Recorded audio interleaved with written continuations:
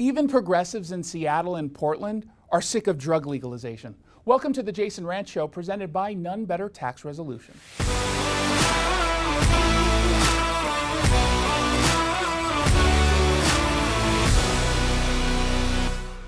In the past few years, Washington and Oregon have effectively legalized drugs. It was part of the Black Lives Matter movement's criminal justice reforms.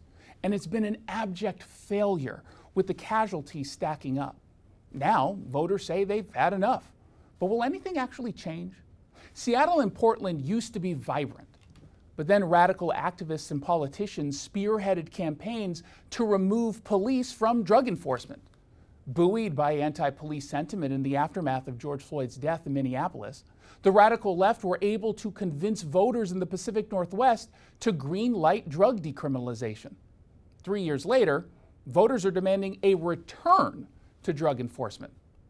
60% of Seattle voters support arresting for public use, having actually experienced the brunt of the historic rise in fatal overdoses because of Democrats in the state legislature, while 64% support criminal penalties for drug possession. This is according to a Seattle Times Suffolk University poll. Now that's pretty significant. In Oregon, it's just as stark, according to results from an Emerson College poll showing 56% of voters want to completely repeal Measure 110, which legalized personal possession of drugs. There's widespread dissatisfaction with the way that the dollars have been doled out, with the amount of treatment that's available, and really with the lack of accountability. So we decided, why don't we commission a poll with one of the top New York Times rated pollsters in the country, and see, what an unbiased poll of 1,000 people, which in Oregon is quite large for a sample, and let's see what happens. And our poll actually really confirmed what our anecdotal research has shown, which is that Measure 110 in people's minds is a failure. The changes in public sentiment were predictable. Drug legalization advocates promised programs delivering to addicts the help that they so desperately need, eschewing any attempt to criminalize addiction, but they didn't follow through. They never do. King County, Seattle, is about to exceed last year's record high 1,000 fatal drug overdoses.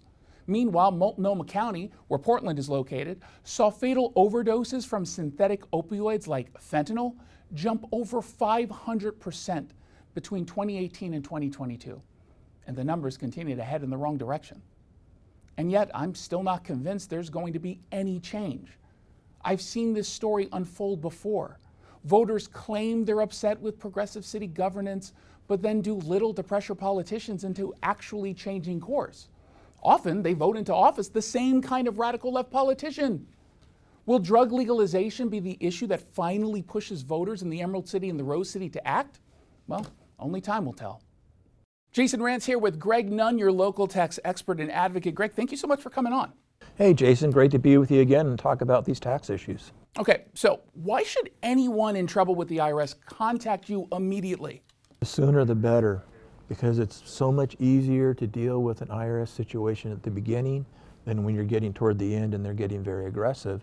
And at the same time, it takes that pressure off of you sooner and gives you that peace of mind that, hey, no more fear of going to the mailbox because I'm here helping you.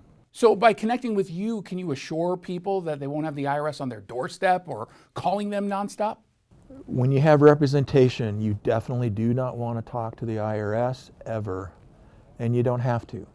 You are protected by statute, by law, that when you have representation, they have to deal with your representative. And I am acting in your best interest when I'm dealing with the IRS, and I tell you, you don't want to talk to them, it'll just stress you out. Greg, thank you so much. That was really, really helpful. Hey, it's my pleasure, and I just really hope that what I've said helps some people that are in tax difficulty. If you're having trouble with the IRS, then call Greg Nunn. Greg might be able to negotiate a settlement for up to 85% off the original amount owed, including penalties and interest. Call Greg Nunn today. Did you like this video? We have a whole lot more over at ktth.com.